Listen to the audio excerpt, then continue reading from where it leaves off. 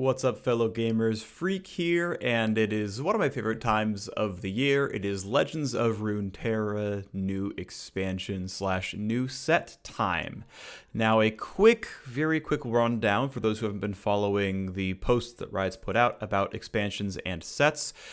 Basically, think of it in math terms, where a set is a big thing that contains lots of smaller things. That'll keep you in the right mind state, because I don't think intuitively sets or expansions are bigger things. A set is the big thing that is made up of several expansions. And in fact, the set of all eventual Targon cards, only some of it is in the first expansion. And then there's going to be 2 more expansions that fill out the rest of the Targon set of cards, if that makes sense. Obviously, if Riot does their job well, it means that each expansion, which is a part of the set, feels fleshed out and full. And if that's the case, then this should feel cohesive. There should be good decks ready to play, and we're good to go. And it doesn't feel like we're missing the second expansion or the third expansion, but when they show up, like, oh, that's cool. That makes sense. It's expanding on the theme. So that is the hope with this, right? Because clearly they intend a set to be kind of like an intuitive understanding of how many cards there are, and yet we're only getting about half of them. In this article, or at least a similar one, they mentioned that this set of all of the cards is going to have 13 new champions, for example. 13 new champions is the math for if all of the 7 regions have 5 champions, and then all of the 8 regions will have 6, that will require 13 champions. 1 for each of the 7, and then 6 for the 8th. And based on the fact that the first thing here was only going to give us 7 champions, I thought it was going to let Targon catch up to either 5 or 6 and then give 1 to 2 other regions. Right? It's like, okay, we're going to give Targon their 5 so that they can have as many champions as other regions. And then, put out Lulu, put out Nocturne, we're good to go. But Lulu, Nocturne, and Trundle exist, which means there's only 3 champs to go. And we've only seen Taric in Targon, which means Targon's going to have less champs than other regions. Now, that said, there's still only going to be 7 champs coming out, so we know some region is not going to get a single one. I thought it was going to be most stopped at 5, and Targon got their 5, and 2 went up, or somewhere else. So, I don't know, we're somewhere in the middle. I'm choosing to make this video at 4 out of 7 champion reveals. We've gotten about 40 to 50, more than 40, about 50, of the 82 cards from the first expansion of the set, the first part of it. The first part is the biggest part. Anyway, I also, as more preamble here, decided to change my rating somewhat. And my rating is going to be, instead of 0 to 10, it's going to, or whatever, it's going to be 1 to 5. Maybe 1 to 4, I'm not sure yet. I've been going back and forth through my, in my head for a while. The idea is that 5 is a must play. 5 is this card is in your deck or you're kind of trolling. Doesn't mean the card wins you the game. It means the card is in your deck every single time. Shadow Assassin is a 5. Shadow Assassin is in every single deck. If it plays Ionia, it plays Shadow Assassin. That card is simply the best card in the game. Stop. Right? A 4 is this card is very, very good, and it's in almost every single deck of this kind. Like, when you're against Demacia, you're probably seeing single combat, right? Or another example is when you're against Shadow Isles, Vile Feast, Withering Wail, and Grasp the Undying are almost always going to be in that deck, unless you are playing really aggro version, in which case you're not. On the other side, 1 is unplayable. This card will never be in any deck ever. You will just simply not play that card. It is just a dead card. They should remake it. It's a brick. A 2 is either something like Jettison, where it is situational to good, but only in a very, Jettison is a very, very, very bad card unless you are playing Maokai or Nautilus, right? Jettison is absolute trash, except in one deck. That's a 2. It's trash, except it's situational. It's okay in some decks. Similar to a 2 would be, on a sort of similar vein, a card that is incredibly situational, maybe not in your deck, but as a counter to the meta. It will frequently not be good. Like, we don't see Jettison much unless you see Nautilus. We don't see, another generic 2 very much, unless we see some other, archetype.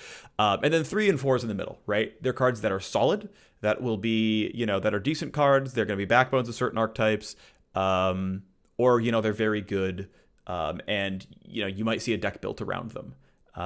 So that's kind of the idea. I'm also changing the way I'm doing champions slightly. I'm still rating level 1, level 2 because I think it's worthwhile, but I'm going to rate the champion overall, trying to account for the fact of what kind of decks it has to be in and how good it is and easy it is to level up. Okay, so preamble out of the way. Let's start with the card reveals. Now, not trying to flame someone who did free work. These uploads are not all perfect. There are higher quality versions of these cards elsewhere, but this is the link that you get if you go to the Legends of Runeterra subreddit, go to the sticky post and click Targon expansion reveal order. For the ones that are a bit blurrier, maybe harder to read, I will read them out, don't worry. Anyway, let's get into it. So, the first cards revealed for Targon were synergies around supporting other cards, buffing them up, and hoping that, now your card is good enough. So in an ideal world, Tayari the Traveler, Tiari, I don't know, is a 2-mana 2/4. Now, that's a 2-mana 2/4 if you have another unit on the board. So if you manage to play an Omen Hawk or something on 1, and then Tiari the Traveler comes down, cool, your Omen Hawk is a 1/3, which I guess they're not going to kill your Omen Hawk. That's not very exciting. This body is still a 2/2, right? This thing still dies to 2/3s and 3/3s and whatever else, right? Fiora eats it, Shen eats it, Draven kills it with quick attack. It's also only a 2/2 on defense, so, it's kind of a 2-mana 2/3. In general, this card, I would say, is fairly bad. A 2, basically, to me, says that it is... it's not completely unplayable, and to be fair, expedition, not expansion. EXP is expedition, by the way, and constructed is constructed. I'm going to try to grade on both scales as well, because I think that's also more relevant. The expedition score is a lot more linear, because you're kind of just, all of you are playing vaguely Zoo. Not entirely, but a decent part of it is still that's what's happening. And it's okay, this is a 2-mana 2/3, which is fine. It's sometimes a 2/2, sometimes a 2/4.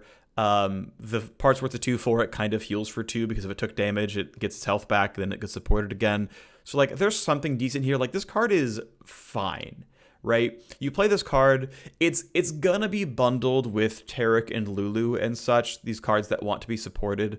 Also, it can be good to support your Fiora so that your Fiora can kill a, Avarosan Sentry and not take any real damage. There is something there for this, right? So this card is okay. It's fine. I think a 3 is reasonable. It roughly passes the vanilla test and has some meek synergy.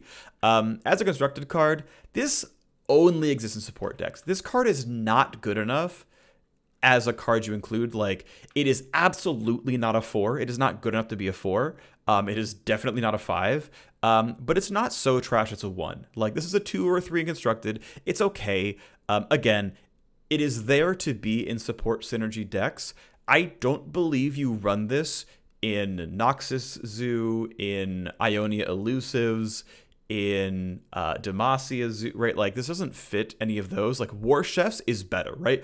Because keep in mind, right, War Chefs is a 2/3 instead of a 2/2, and it gives +1/+1 instead of +0/+2, which is arguably also better, right? This is a bad War Chefs, which I know is something that probably a lot of other reviewers said earlier, but this is, in almost all cases, a worse War Chefs. The benefit being, and this is something that is worth mentioning, is that +2 health can be better than +1/+1. Here's the thing that I really missed. This is my fault. I am late. To this. I still step by most of my scores, though. The buff is permanent. I realize I'm 2 minutes late to saying this. The buff is permanent, okay? There's 2 ways to do this. So one, when it's on the turn, they say this turn in the wording. And the other way is when it's permanent, they say grant, okay? They say grant my supported ally +0/+2, which means the buff is permanent. I'm still not convinced that this still puts it into a 3, though. Even though it's permanent, it means your Omen Hawk remains a 1/3. Now, there are some other combos down the line, further on in this review, we're going to see a Shadow Isles, 4/1 or 3/1 Fearsome that giving a bunch of stats to is valuable. continually buffing your Nocturne or Fiora or whatever. Like, if this comes down on 2 and you play Fiora on 3, and you're like, that's okay, we're just going to lose the Traveler, and we're just going to make Fiora a 3/5 as Fiora kills an Omen Hawk. Okay, now she's a 3/4, but forever a 3/4. That's where the value comes in. I think that still puts the card at situational. This card is not a card you'll just throw into a deck. You will play it when you're doing support synergy, but I will say this is no longer just objectively worse war chefs because it's permanent. Again, my bad for not getting that initially. I remember when I first reread the card, I knew it like 3 days ago, and then I forgot again when I was looking at here. So I don't think the card is all that good. It can be exciting. And I really want to point out, right, like a rank 2 on a card does not mean this card is bad and the decks that included are bad. Like, Jettison is a 2 because it's only ever in one deck, and that's okay because Jettison is okay. And, Sea Monsters is an okay deck. It's a solid tier 2 deck. All right, let's move on to the next one. All right. Mountain Sojourners is a 5-mana 2/5, which is very weak. But much like the above card, Mountain Sojourners gives you more. Grant my supported ally +2/+2.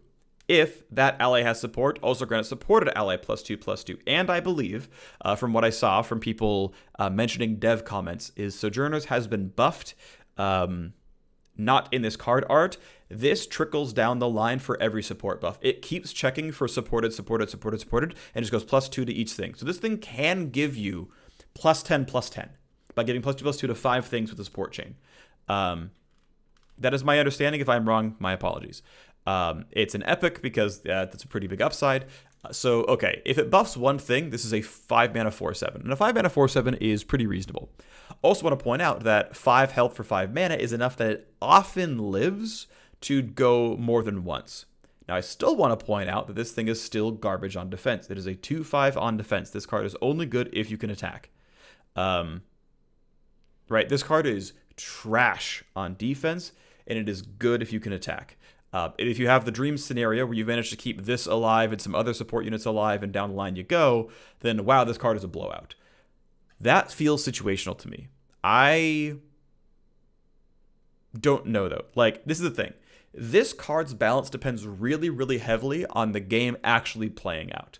Can you keep your other support cards alive? Can they be there so that you have, the Sojourners and 2 other cards ready to go so that this is +4/+4 or maybe +6/+6 because you only need 2 other cards with support and then a third body for +6/+6. Now, again, you're attacking on 5 or something with 4 bodies, and that can be tough. But hey, if you're playing Demacia with War Chefs and another War Chefs, which is, honestly pretty reasonable. Okay, War Chefs 1 is a 4/5. War Chefs 2 is a 5/6 because the first War Chef buffed it, and then your Fiora or Garen or whatever is getting +3/+3, 2 from this, 1 from the War Chefs. This thing gave you tons of buffs. You don't care if this 2/5 dies. It gave your army, +6 health, +6 power forever, right? Sojourners is Grant. It's permanent. And this is how this deck can be good, by the way, is because the buffs are permanent. If they ever take an inch, they take a mile. Because, okay, well, the War Chefs attack, with a Lawyer Badger Bear, and you couldn't block the Badger Bear. So, okay, we'll see you next time. No, that Badger Bear is now a 3/6. Or in this case, it's a 5/6. That gets really scary really fast. If this squad can find ways to rally and get its attack token back and go again, and outside of an inefficient Vengeance killing a 5-drop that you buffed up, or Ruination itself kind of removing everything, this can blow you out. So this is the kind of goal here, right? And support synergy feeds into several champions level up requirements, and down the line it goes. So this can be very interesting very quickly. Okay, Ace's card good. Honestly, this is still this is a 2. This is weird, right? Because a 2-mana 2/2 is fine, but a 5-mana 2/5 is garbage. It works in a support archetype.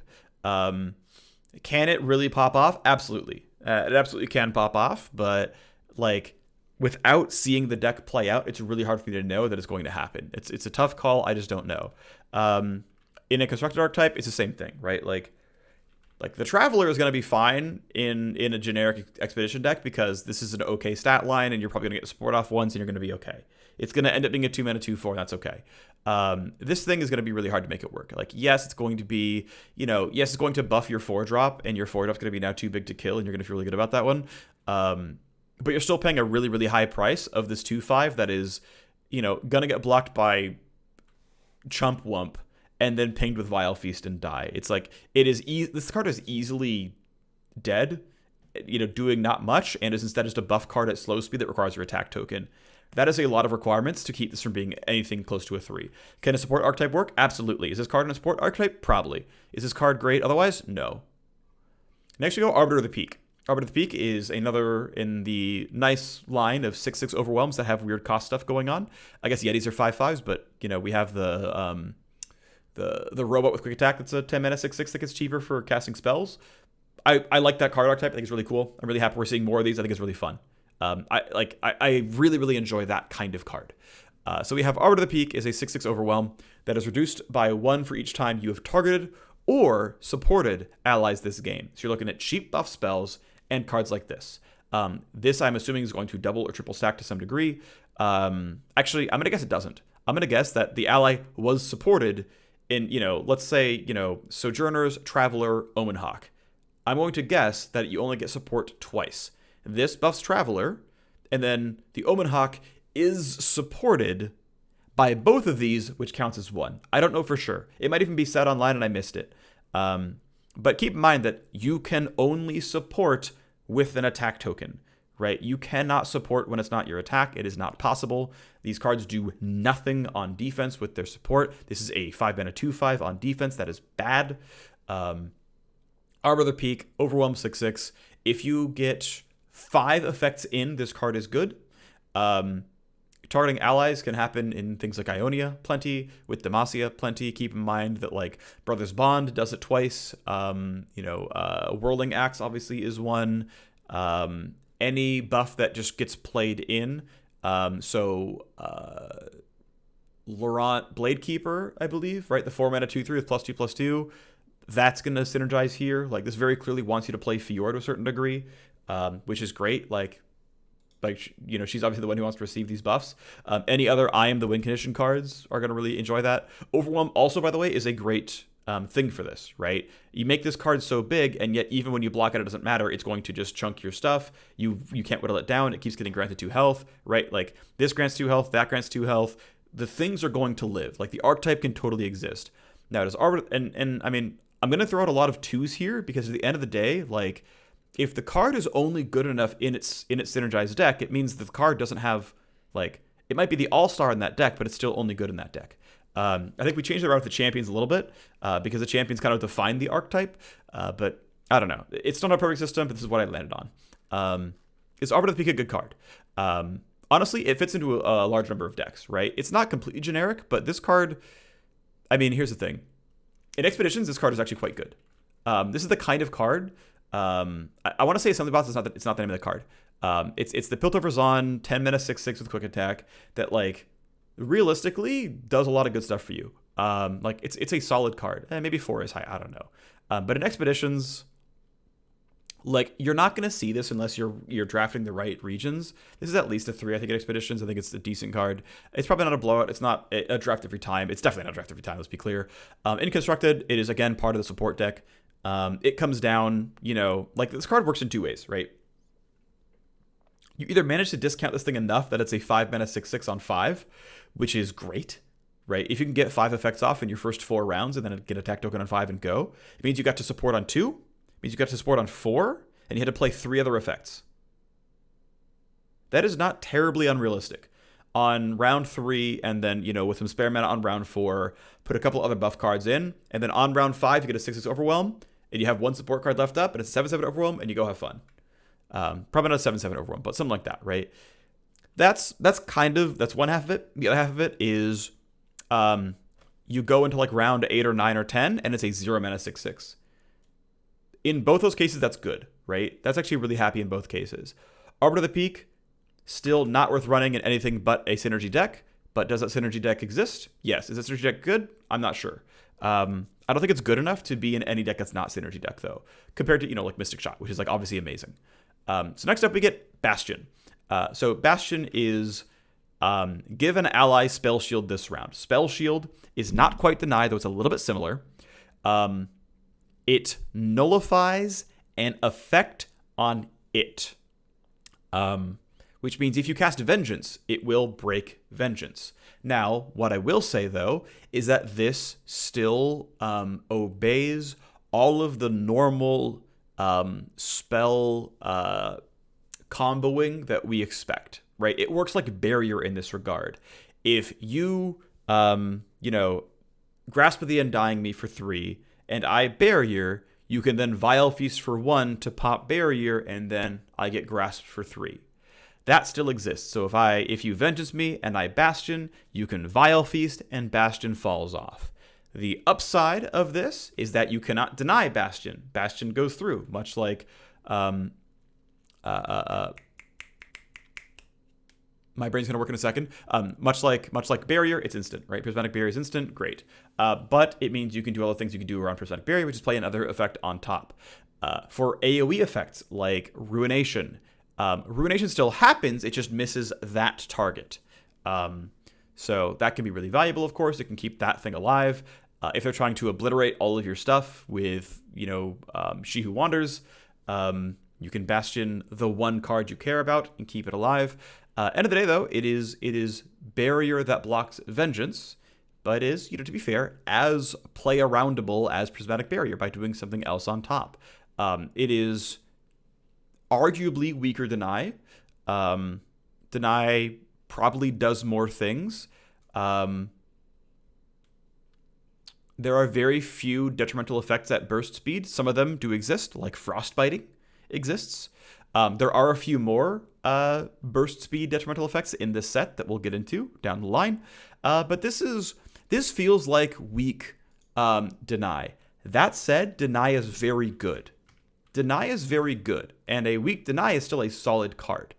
Again, Bastion has the spell synergy that Arbiter of the Peak has, right? You've targeted an ally. It is only 3 mana, which means you can, a 3 mana burst speed spell is very scary because your opponent cannot stop this card. You can play minions on curve from round 3 onwards and hold on to Bastion mana, and you'll always have Bastion. If they tap out enough that they can't cover Vengeance with a Vile Feast, bam, Bastion ruins it. The threat of this card is going to really, really hurt your opponents. This is a solid card. Is this card good? Prismatic Barrier I would not call a 4, by the way. We're going to have a lot of 3s and 2s, by the way. I really believe that we're going to have a lot of 3s and 2s. That's just the case. That's just how this grading scale is going to work. This card is fine. I don't think it's exceptional. Maybe missing something, but yeah, I don't see it. It's fine. Next up, we have Taric. Level 1 Taric. Level 1 Taric is a 4 mana 2/4, which is, not great, right? It's a 4 mana 2/4. That is a pretty bad stat line.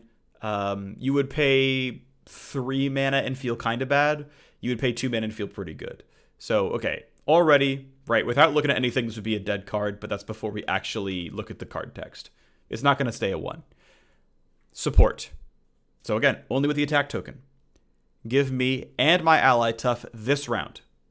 Copy the last spell you cast on only me this round onto that ally. So now we have Bastion. Give me Spell Shield. Also give them Spell Shield. Suddenly I care a lot more, right? So Taric is on defense, very bad. 2 mana 2/4. Very weak card, right? One thing I want to point out. So far what we're seeing, support decks are going to get slaughtered by aggro decks. Because in general, aggro decks have more power than support decks. What is the aggro 2 drop? It's got 3 attack. It's got 3 or more attack. This has 2. What does the aggro 5 drop do? Wait 1 turn and become Darius with 10 attack. That's what it does. You do not have good damage here. You're right. You need to swing every single turn to be good because all of your combos are in supporting. You need to swing every single turn to have a chance. You are garbage on defense, and on offense, you are slightly above curve. You know what else does that? Units that can't block. Right? 3-2 for 1 can't block, and 5-4 for 3 can't block are also above curve. Garbage on defense, good on offense. Boom Crew Rookie is that on offense and bad on defense. Like, those cards exist, and those cards are an aggro deck. This card somehow wants to essentially play like an aggro deck where you block almost nothing, or at least you can take value blocks when they exist sometimes. You attack every single turn, and you try to wear your opponent down. So instead of running them down to, 6 HP and then killing them with get excited, you're trying to make your board so good that by round 7, you're going to win on board.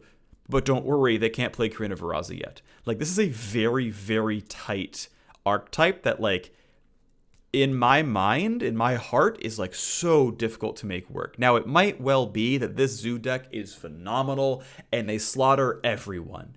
And that really may be the case. It's up to some very delicate tuning and it's going to be close. But man, there are a lot of chips stacked against this. So Taric is a 2/5 because he gets tough. It makes his ally tough, so he's kind of a 2/6. Okay, he's a 4-mana 2/6. A 4-mana 2/6 on attack is okay, I guess. Right? It's okay. But the big thing is you copy the last spell you cast on only me onto that ally. So you give Taric Bastion, or you give Taric Riposte. And I want to point out, by the way, that the way this works is you have to pre-play your buffs, okay? You have to buff Taric before you declare the attack. Because support triggers when you hit the OK button on declare the attack. It's too late now. You can no longer get retroactive support. You can't say, oh, they're blocking? Barrier. You have to show them what's happened here. You have to say, okay, prismatic barrier, and go. That's what has to happen there. Now, what's nice is Taric levels up when he sees you target or support allies. Now, I want to point out, this requires you seeing him to do it. So what does Taric really do? We're going to talk about level 2 a little bit later and everything else, okay? So Taric is on defense, a 4-mana 2/4. That is trash. That is a 1. That is an absolute 1. That is hot garbage. That is an unplayable card. On offense, he is a 4-mana 2/6, which is still bad, but he doubles a spell. He is a 4-mana 2/6 that gives you a free card and plays it. That's awesome, right? That is awesome. It is like, I cannot understate, or I cannot state heavily enough how good this line of text is. He copies for free a spell. Now, it's only once per round, and it's only certain cards. But it is a free card. And that card is probably Taric can't die, and that thing can't die. Go get bent. That is very good. That is very, very, very good. Level 1 Taric is probably playable as a follower. Honestly, I'm gonna grade champions like their followers. As a follower, this card is, I'm not sure if it's a 3 or a 2, because here's the thing. I'm actually pretty sure it's a 3. So it's almost a 4, but it's not quite. Because on defense, it's garbage. But it's between a 3 and a 4. Like, it's not a 5. It's not an auto include. Like, I don't think you would auto include in every deck because you wouldn't. It's not Shadow Test where it does everything. You have to be able to you have to want to play some level of buffs on yourself, which, by the way, enough decks play that it's gonna be, it's more than just Jettison where it's in exactly one deck. There's a lot of decks this is in. Standalone probably counts as casting on only me. The mana gets really weird on that, but theoretically possible. Regardless, like, there are a good number of burst speed buff spells that you play, and then you move on, and it's going to feel good. It is only one card every other round, but Taric is a 2/4 tough with a buff on him. He is probably not dying that round, and Bastion can just be that. That's fine. As a follower, Taric would be a 3. It's situational enough that I don't think it goes higher, but that is definitely good. The decks that want to use Taric, obviously, this is a very good card. If I was grading this as a follower, I think the card would be a 3. Generating a card is good. The card is really bad otherwise. All right, we're going to skip that for a second. Level 2 Taric. Level 2 Taric is a 4-mana 3/5. Okay, sure, that's fine. I mean, it's a 2 or a 3, whatever. But on offense, my supported ally and I can't take damage or die this round. So now, unless you obliterate me, I don't need Bastion. I mean, maybe you frostbite me, then I'd be kind of sad. But now, me and my ally can't die, they can't be killed, you can't vengeance me.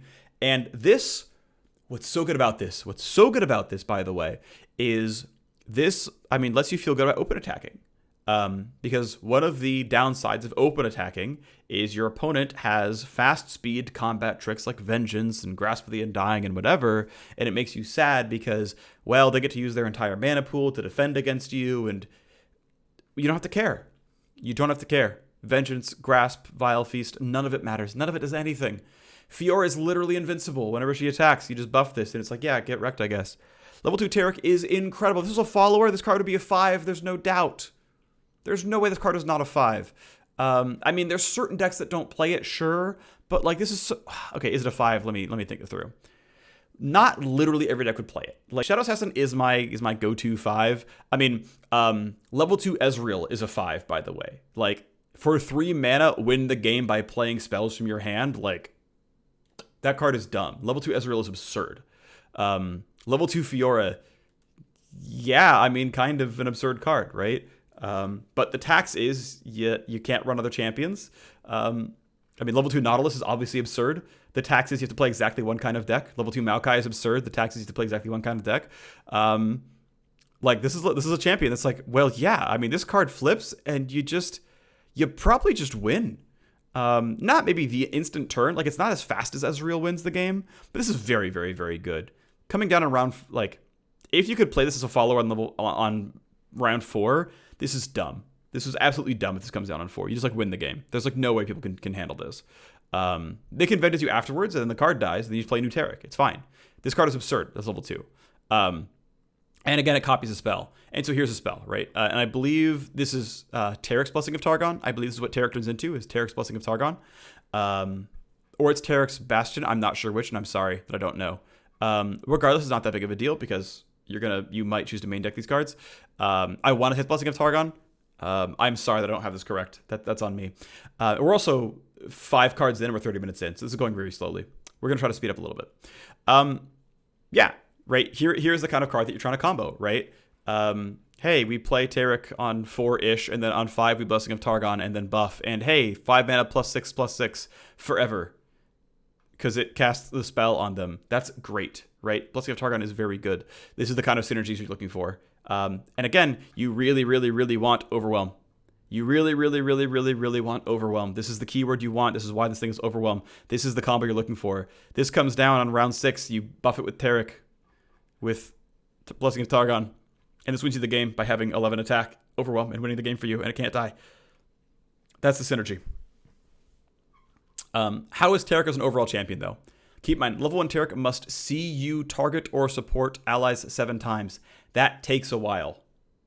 If you kill Taric, it resets it. This is slow. I mean, Ezreal targets enemies 8 times and levels up, and people wait till like round 13 to play him. Taric has to see this all happen. Taric is only going to gain about 2 XP per attack phase. That is slow. Can you buff allies a lot? Yes. And there are cards down the line that we will see. There are cards down the line that we will see that really get this online faster. Cheap buff cards that cost very little that'll get you online and get you level 2 Taric. Overall, Taric is solid. It is going to require a lot of effort, legitimately, to get Taric to level. It's going to require a pretty specific deck to do so. When he levels, the benefit is someone else is going to carry. Like, even once you flip him, and flipping him is hard, it is still not over. There's actually a lot of time to play around this. In Constructed, I'm putting Taric down to a 3. In Expeditions, there's not enough tools to stop this. And Expedition decks are tight enough in positive synergy that you probably still get this to happen.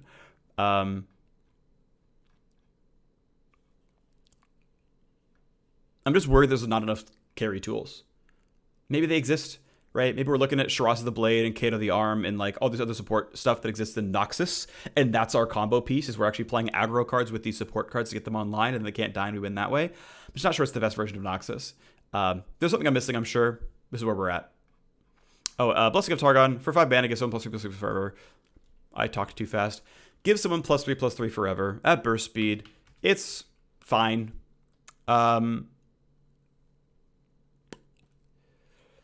Honestly, I mean, this is probably better in Expedition than Constructed. It might be a 2 on Constructed. Like, minion heavy effects, especially positive minion heavy effects, are usually worse constructed than in Expeditions, just because minions rule the day in Expeditions and there's a lot more effects otherwise. 5 mana is enough to be pretty expensive. Yes, it gets that stuff forever, but I just have a feeling like that card's still going to die afterwards. Most of the time, the +3 or +4 health for something like, the Freljord 4 mana +4/+4, like they take enough damage that the 3 health or 4 health is going to drop off anyway because they're under max health anyway. So you're only really getting 3 health forever or 3 damage forever for 5 mana, which is like, I mean, I guess. I don't think it's that good of a card. All right, so here are the rest of the Taric synergy cards that we care about. First up, hope you can read this pretty well, is Gift Giver. It is a 1 mana 1/2. When I'm summoned, create a gem in hand. A gem is, we're going to scroll down to look at it. It is also probably fairly hard to read, sorry about that. It is a 1 mana burst spell, heal an ally 1, and permanently grant it +1/+0. This cannot be cast in combat or in response to a spell. There are very, very few cards with this wording of... Oh, and it is Tarik's Blessing of Targon, by the way, down here. So that is there. Okay. But heal an ally for 1 and grant it 1 attack permanently. This can't be cast in combat or in response to a spell. So this is, a very, very small piece. You can't do it in reaction to Vile Feast or in combat to play around tricks or whatever. It is there to feed into Taric synergy. It is there. It also works for Arbiter of the Peak, where it's like, no, I'm just going to jam 4 mana in. It's going to level up my person. Let's go. We're going to hoard some gems. This also works with discard synergy, by the way. If you're going to like rummage through your gems, that's fine as well. I mean, it's a 1 mana 1/2 that generates a fairly bad card. Now, 1 mana 1/2 is a very bad card. It is functionally a 1. But it does create another thing in hand. It creates a combo piece. Basically, this makes Gift Giver a 2 mana 2/2 if you play it on itself, or herself. I'm pretty sure this card's feminine.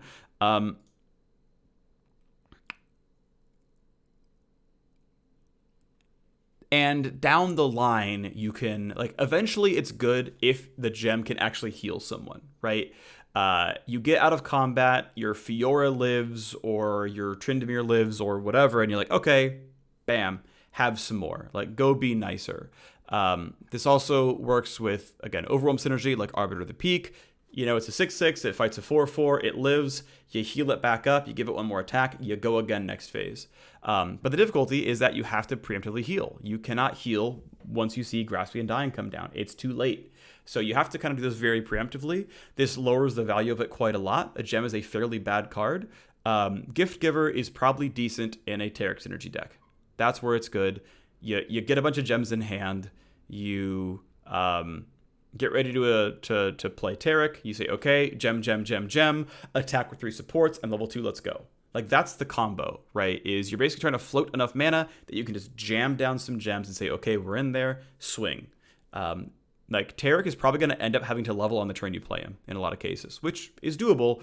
Maybe it works on round 7, and then it copies the gem or the spell shield or whatever, and gives your, Tryndamere +1 attack and says, okay, hope that's enough. Have fun, buddy. And then down the line, you get your next buff spell down, and then you get +3 on both of them, and that gets a bit better. I think this card is bad outside of a Taric deck, though. Mountain Goat, same thing. A 2 mana 3/1 is actually not complete trash, but it's still pretty bad. If this was on play or on death, this would actually be a playable card even outside of a gem deck, because it either tanks a Vile Feast or it kills something. That's pretty good. But this can just die to Vile Feast and you just get behind. 1 health without any obvious upside otherwise is pretty weak. This feels also kind of like a 2 to me. I think it's going to be hard to find yourself using Mountain Goat. Now, what I will say is there is the chance of synergy with Mountain Goat getting buffed by, Tayari the Traveler or something. And in you go. The Mountain Goat is now a 3/3. It gets to strike. It gets to live. It makes a gem. It took 1 damage. You heal it back up to 3. Hey, look at us go. To a certain degree that can exist. This maybe just ends up being just enough buff fodder that it lives, but I don't feel like it's quite there. Maybe I'm wrong, though. So then we go to Mentor of the Stones. Mentor of the Stones is a 3-mana 1/1, which is obviously garbage. But I support, and again, it's all permanent here. The Targon buffs are permanent. Grant my supported ally +2/+2. And finally, I'm willing to let this card die. Last Breath, 3 gems in hand. And there we go. This is a 3-mana 3/3 that if you preempt with Vile Feast, you can stop it. You can kill it before it does anything. I get my gems in hand. It's not too bad for me. This card is actually good. This is the card I actually think it's playable. Okay, and it's honestly because of risk aversion. I do think Gift Giver has a problem in that, Gift Giver probably never kills any cards. Gift Giver just chump blocks once and then dies, and then you gem something and you kind of feel bad about it because you got 1 gem and no one cares, and you just did a whole lot of nothing for 2 mana. Mountain Goat just dies to something and does a whole lot of nothing for 2 mana. Mentor of the Stones, the fact that it's 3 gems instead of 1, yes, it costs 2 more mana, but it's 3 gems instead of 1. Okay, that's a big deal. And Mentor of the Stones, if I can ever get my support off, grant my supported ally +2/+2. So now you have to insta-kill Mentor, or I'm going to attack, and there's no way in heck that whatever 2-drop I'm buffing is going to die. I'm going to, you're going to develop on 3, I'm going to develop on 3, and I'm going to open attack you on 4, and you're going to get screwed. Because as long as this buffs off once, this card is sick. And I think realistically, this card buffs off a lot. Is this card in most decks? No. Is this card good in a gems deck? Absolutely. And look, these cards may still be decent enough in a Taric deck. It's why they're a 2 and not a 1. But they are only good in a Taric deck. But if it happens, yeah, you're pretty happy. Right? Just with these cards, you've already got 5 gems in hand. And so Taric comes down on, I don't know, let's say 6. And you're basically there already. You've got enough gems plus supports on the board that Taric flips. This seems to be the way it's going to go. This seems pretty solid. Next up, Shards of the Mountain. For 4 mana, we're going to fill our hand with gems. This seems just absolutely terrible in most cases. For 4 mana, I am creating 6 1-mana spells that are very weak.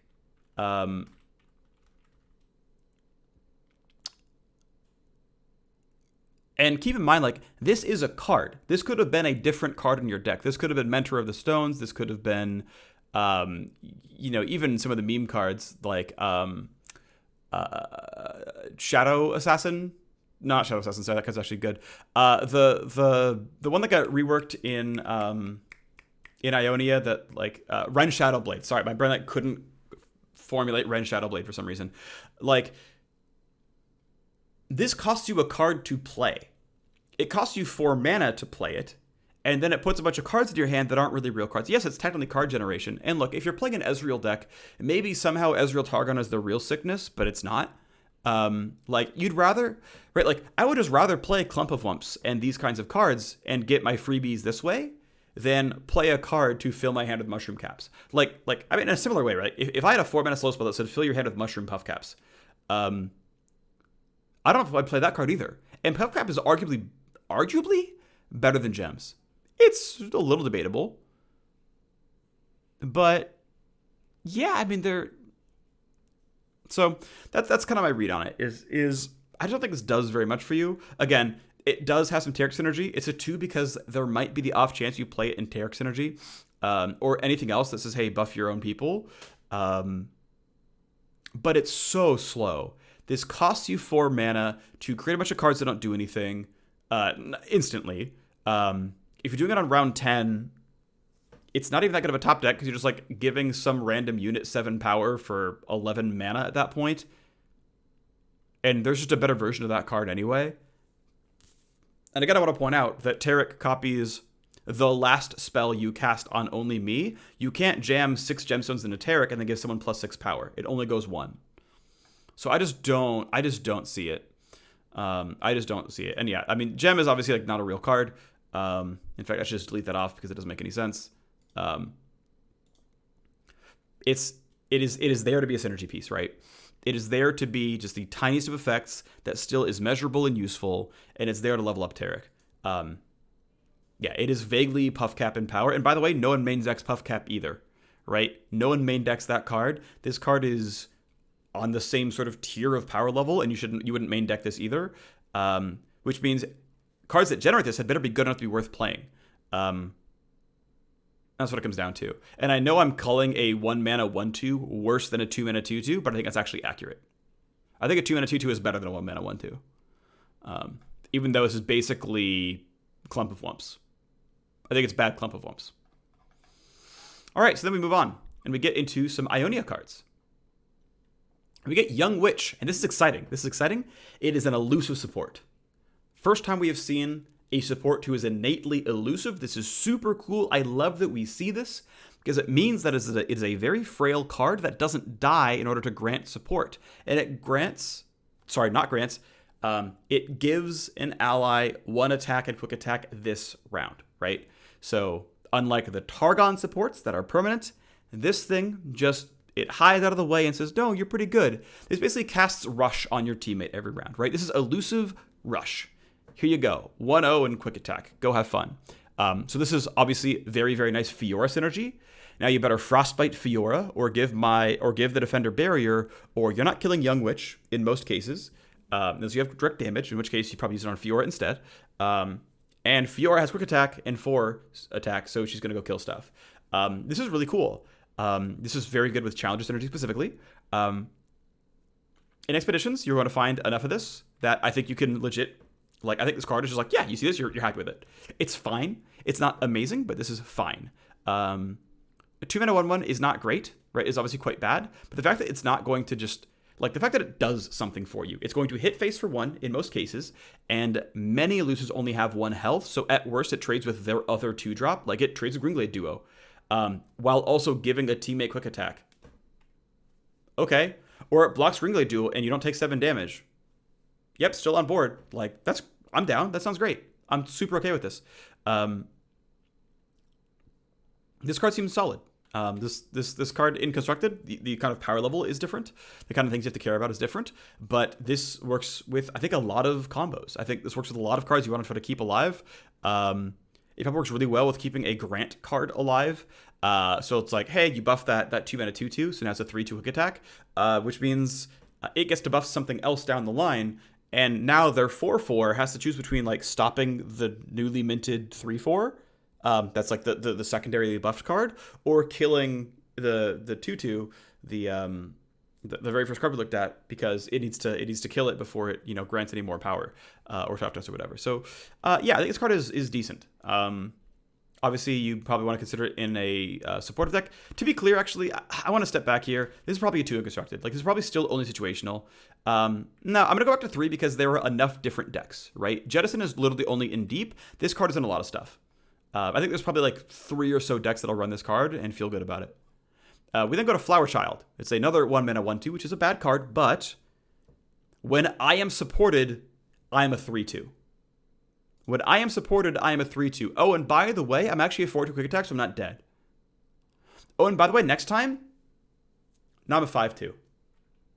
If you can give this thing health, like Flower Child plus Tayari the Traveler, suddenly this card on round 2 is a 3/4. Permanently. That's great. That is great. The downside is that you are probably still going to lose your 2/2 that supported this thing. And it's not quite Fey Blade Twirler, where it's always quick attack and it has 3 health, making it hard to get rid of because it's in a deck full of barriers. This is a little bit more difficult, but like Taric is going to enjoy buffing this and giving it, spell shield and tough or whatever. I don't want to go above 3, this card, I mean, this is the downside of this grading scale, is it's still situational, right? This card is still only in a support deck. There's no way you play this card if you're not supporting. You got to have supports in a lot of places. And, you know, as we saw, like, only 2 regions have Scout. You know, there's only so many ways to Scout in set 2. There's only so many ways to gain Barrier in set 2. Like, the keywords are fairly, you know, confined to certain areas. This is probably an Ionia Targon. Like, this is a card that's only an Ionia Targon and almost nothing else. It's not bad with War Chefs. It's not bad with Shen. But is it a heavy hitter? Probably not. Like, it fights Omen Hawk on 1, and that's cool, but it doesn't fight 2/2s. It in fact dies to every 2/2 in the game, even if you support it. So it still feels like a 2 there. Is it a 3 in Expeditions? I want to say yes. I think you are offered this card only when you see support synergy, and I think it's worth snapping up. This card will do a bit of work for you. I think it's fine. Yeah. Next up, Fuzzy Caretaker is a 4 mana 3/3. When I am supported, give me 3/03 this round. So on defense, I am a 4 mana 3/3. That is a bad card. That is a 1. On offense, I am a 4 mana 3/6. That is fine. Give my supported ally +3/+0. So you kind of want, like, support this non-support, right? This wants to take one of the buffs because it gets more. It is going to, you know, survive forever. It buffs another ally to give it 3 attack. You know, you get your elusive buddy here, and this makes it a 4/6 quick attack, which is pretty good. It's going to buff someone else to be, you know, happy down the line. This is optimally a 4 mana 7/7, right? In a world where you have another support and another unit, it's a 4 mana 7/7, where it's kind of a 4 mana 3/6 and something else gets 3 attack. They can all play around it. That's kind of nice to see. Is it great? I mean, I'm going to have a lot of 3s in Expeditions because it's just like, this card seems fine. Does this card seem incredible? I mean, maybe. Like, here's the thing. This feels a bit easier to unlock. Like, the stat line is not so horrible that it's unplayable. The fact that you have some flexibility of, like, yeah, let's get buffed so it lives. Let's buff something else. The upside's pretty good. I don't want to give it a 4 anywhere, but this feels pretty good. This feels solid. This feels like a great card, like a pretty decent card that I'm, like, pretty happy to see, and I think it's decent. Like, I'm pretty okay with this. Tasty Feyfolk is a simple 3 mana 4/2. What's nice is it's in support combo, and it's got a good keyword. Is this too easily killed? I mean, a 3-drop getting Mystic Shot's not that big of a deal. It's fine. It's okay. You want something better, obviously, but it's a 2 or 3. But the fact that it's going to stall for you, I'm going to go with a pair of 3s here. Like, it can stall for you. If it takes Mystic Shot, that's okay because you have other stuff you care about that they want to hold Mystic Shot for. Realistically, we're going to be in a set where there's going to be a lot more supporting, so these things are going to gain health a bit more often. And it allows you to stall for a while. I think it seems pretty decent. I think this card's going to be okay. Next up is Swole Squirrel, which I'm also going to go with maybe a couple of 2s here. So, again, it's a 4 mana 3/4, which is not complete trash, but it's pretty bad. If I strike and live, double my power. So then I'm a 4 mana 6/2 or 6/1 or something. And obviously, you can buff it with this. You know, make it a 6/4, which becomes a 12 that falls to 9. Like basically the way it works is temporary buffs will be maintained through double my power. So there's some good stuff there, right? And if you're, you know, gonna Taric buff this thing and make it invincible, this thing can really pop off. But this feels like a worse Tasty Feyfolk, and generally speaking, kind of a worse Fuzzy Caretaker. And that it's you know, eating up a similar stat line and a similar cost, the same cost. It's just not quite incredible. I've also realized that we've only gone through, you know, up to 2 champions. We're already more than an hour. We're going to be more than an hour in. So we're going to cut this off at 2 champions and then do the next set down the line. And I know I'm going to be behind the times, but I didn't realize how long it was going to take me to do all this stuff, and I should have started sooner. So Lulu 1 is a 3 mana 2/3, which is very bad. But when I support, I make my ally a 4/4. So this was a simple 3-drop, and I buffed a 2/2. Like, let's say I buffed Mountain Goat, right? I buffed Mountain Goat to be a 4/4. Suddenly Mountain Goat strikes and makes a gem in hand, and I'm happy about it. That's not too bad, actually. Now, Lulu, on round 3, is going to die the opposing 3-drop. Like, Lulu will get played, and she will do her support thing, and then she will die, and you'd be like, well, that was mediocre. That wasn't very fun. That wasn't exciting, right? Like, War Chefs dies on round 3 or 4 pretty quickly, and, you know, Demacius keeps it around to, like, try to find the combat tricks that, you know, this is obviously, I would say, I mean, is her buff better than War Chefs? Maybe not even is a thing, right? Because the support ally goes to 4/4, which means she's buffing, you know, roughly a 3/3 as big as War Chefs. Yeah, I mean, this card is like borderline unplayable as a level 1. If it's a follower, I think I wouldn't play this card. I think no deck would play this card. This card wouldn't be played anywhere. Lulu 1 is a bad card. If it was a follower, it would be a terrible card. Thankfully, unlike Taric, we have to see 7 supports or targets. Our allies have been supported 3 times. Now notice, this does not count gems, right? This is support only. But all our allies have been supported 3 or more times, which is across the game. Again, you can only support on offense. You need to have 6 total attacking units to get this to happen, because you need to support the allies. It's either, you know, it's like, I have my 1 and my 2-drop, and then they go, and that's 1 support, and then I go again on 4, and I support 2 more things, and then here we are. Lulu, I'm going to guess, similar to Taric, probably flips on her own level condition, on her own support, and then is level 2 for the rest of it. I'm not sure. Let's take a second, though. But support, ally goes to 4/4. Again, trash the follower, but the level up condition is very easy, which means Lulu is very frequently a 3-mana 3/4, which is a decent card. So Lulu is a 3-mana 3/4 when level 2, which is very, very early into the game. Like, you probably can't play Lulu on 3 as a 3/4, but you can probably play Lulu on 5 as a 3/4. And if you're willing to play her on 5, that's okay. Because, hey, create a fleeting help picks in hand on round start, which means, by the way, you have to play Lulu on 4, wait for round 5 to start, then get help picks in the game. But as a support, my supported ally grows up to 5/5, right? So instead of grows up to 4/4, grows up to 5/5. And this is big enough that I'm going to get, you know, catch a lot of good things. Again, it's basically keeping on pace with what War Chefs would do for any reasonably sized card. You know, right? If it's Fiora, it's exactly the same. If it's, you know, level 2 Fiora, it's exactly the same. What I will say, though, is this will functionally heal you, right? You grow up to 4/4. And then when it reverts back, it will retain some of the healing. Like, if its health pool is, you know, larger, right? Like, if it got damaged, basically this can functionally heal a unit is what I'm trying to say. So this can be pretty good. This is a very good buff. And again, level 2 Lulu is on very frequently. So would I play a 3-mana 3/4 that created a card at the beginning of every round and had a really sick support buff? Yes, I would. Yes, this level 2 Lulu looks great. Would I run it in every single deck if it wasn't a champion? Absolutely, I would. Yeah, I mean, this card is just absurdly overpowered.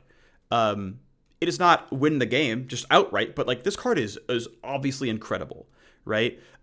This is undercosted for its effect. It is easy to get here and is very good. This is great, right? This is absolutely great. How is Lulu overall? I mean, not bad. Like, this is very good. I mean, Lulu might actually be a 5 for expeditions. Like, I will happily, like, hunt down Lulu to play her deck type, because this feels very easy to do. So other cards to look at, we have Whimsy here, and then 4 Unconstructed, because this is much more killable and constructed. A 4 health unit can be killed, and it's not so bad, because also she doesn't generate, keep in mind, right? When you playing a unit is by definition a slow effect, right? So I play Lulu, which means my opponent can counteract before I can use support. They can also counteract before the round start happens. So I'm just playing a 3-mana 3/4 Unconstructed, which is not good enough. That just gets killed if they have removal, which is only a 4. But Lulu looks pretty great. All right, so Whimsy. Embiggen allies and squirrelize foes. So Whimsy it's a common, which means it's main deckable. Transform a follower into a 1/1 squirrel and silence it this round. It is a burst speed offensive effect that barely exists in this game. That is a very big deal. That is a very, very, very big deal.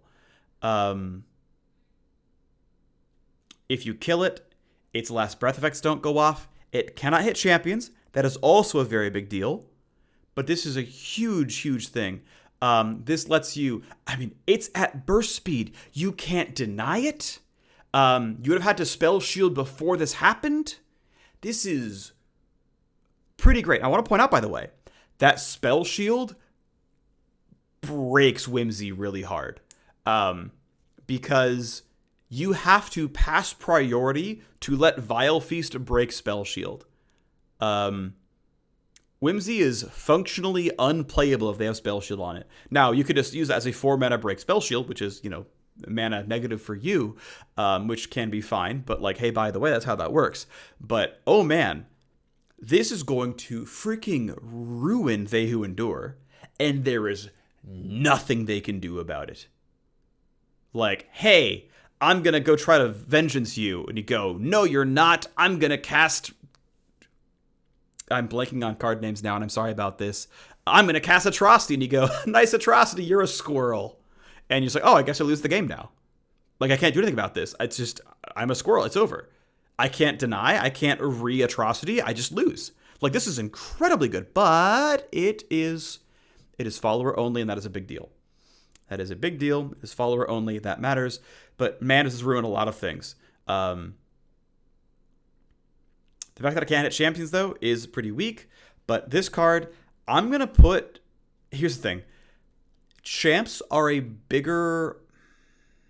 Actually, no. Champions are a smaller percentage of the cards in an Expedition deck, but they are a bigger portion of the card budget, right? Because champions are already, by definition, very, very strong. They're always worth including in almost every deck ever. And yet the rest of your cards are not up to quality.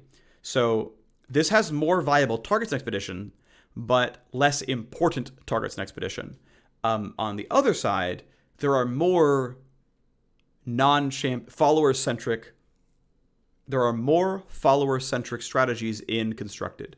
So there's this weird duality here. This feels like a 4 on both sides, though. This card feels very, very good. Burst speed removal seems incredible to me. I believe this card is amazing. You also silence it, so you get rid of things like Last Breath Effect. You get rid of things like Evasive or Elusive, whatever. This seems pretty solid. Help Picks is the card that Lulu generates. It's not a real card. But, hey, it is a 1-mana burst speed spell, exactly like Taric makes, right? Just like Taric. Ionia Target is very obvious the synergy here. That's fine. It is a 1-cost burst speed. It is fleeting automatically. Give an ally barrier or an enemy vulnerable this round. Again, can't be done in combat in response to a spell. So it's, hey, let's give Taric barrier. That seems bad. He's invincible at level 2, on offense at least. Let's give a homie barrier. Cool, this support is going to be invincible. Again, Lulu comes down very, very early on and allows you to keep your supports alive so they can support something else. That feels great. Also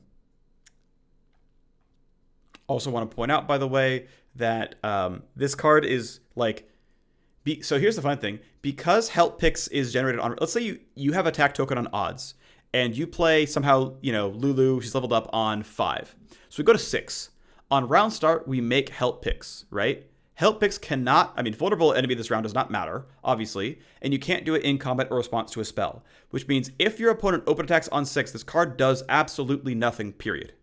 It cannot be played ever, because your opponent open attacks you. You can't play it during combat. Once combat's over, you could give yourself barrier, but then they just won't Vile Feast you, and you just don't care. So this card is dead a lot of the time. But if your opponent wants to develop on 6, well, okay, you killed my card. I'm going to barrier someone else. I'm ready to block. For 1 mana, I just snuffed your attack out. That feels pretty good. Otherwise, I force you to open attack, and we're going to be okay because, hey, we have Whimsy. That seems pretty solid. If you don't want to get barrier, of course, you can make someone vulnerable. Hey, by the way, Taric is invincible, so just Taric supports some friend, and they go ham. Squirrel can be given barrier, and hey, off we go. Look how special we are. We're not going to keep the rogue, because there's no real thing here, but yeah, okay, sure. This is a solid reward for leveling up. Lulu 2 is very good. We then go to Pix. Pix is a 1-cost support. Pix is kind of a 1-mana 2/2, which is solid. If Pix dies to an enemy spell, that's okay, because it was a card for a card. Pix in Constructed is going to instantly die for nothing, and only gives +2/+1 this round. I would never draft this card in Limited. I think maybe even in a support deck, I might not draft it. This card will always, always, always just die. This card goes off once and dies. I think it's probably dead in both, actually. Even in a support deck, I don't think you play this card. And